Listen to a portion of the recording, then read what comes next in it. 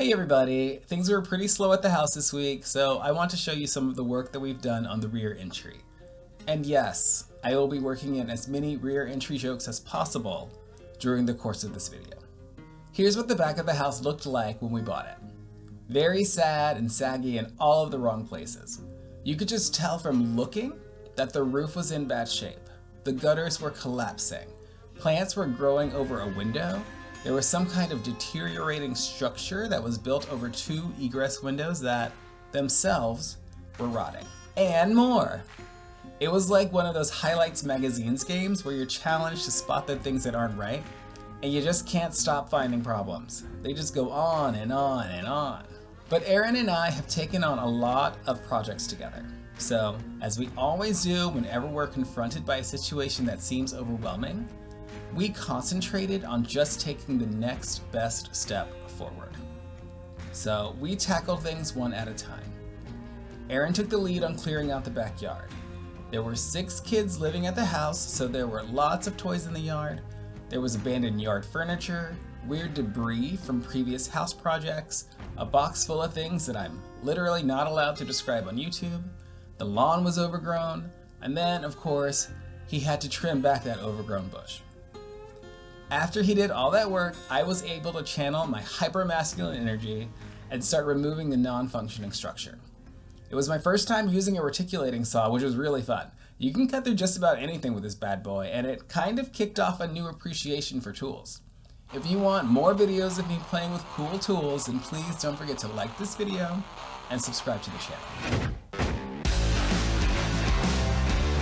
This canopy was pretty well put together, but it wasn't serving its purpose.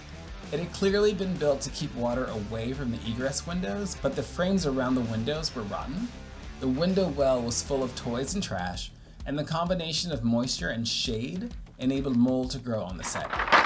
And no one wants a moldy backside. After the canopy was demoed, we removed the egress windows, filled the space with cinder block, and then had it sealed and covered. I was out of town when this work took place, so I didn't get any of that on video for you, and I'm sorry for that. But after getting the windows removed, we then had to find a way to fill the hole at the back of our house.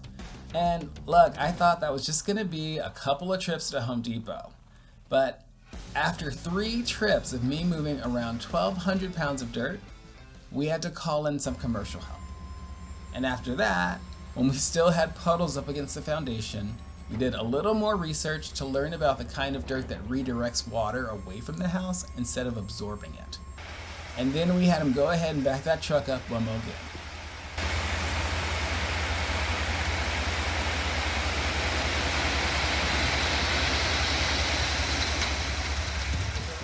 And then finally, after we finished off one hole, we made another.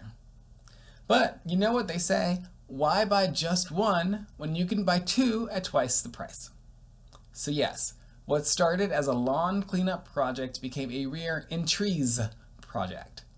And frankly, we're really excited about them. The new patio doors let in lots and lots of light into the house, and I'm excited to show them off even more in a future video on the living room, the office, and, knock on wood, the deck. But those doors did cost me an arm and a leg, so they'd better turn out to be a fabulous part of this house when this is all said and done. Oh, and we did go ahead and get a new roof put on while we were doing all of this work. Our logic was that it didn't make sense to do all this work renovating the inside of the house when our building envelope was still porous. Woo! It's late, you could tell in my voice. That is it for story time and rear entry jokes this week. If you have a good joke, then please leave it in the comments. I am always down for a good joke, or, frankly, a bad one, as you no doubt heard in this video. See you next time.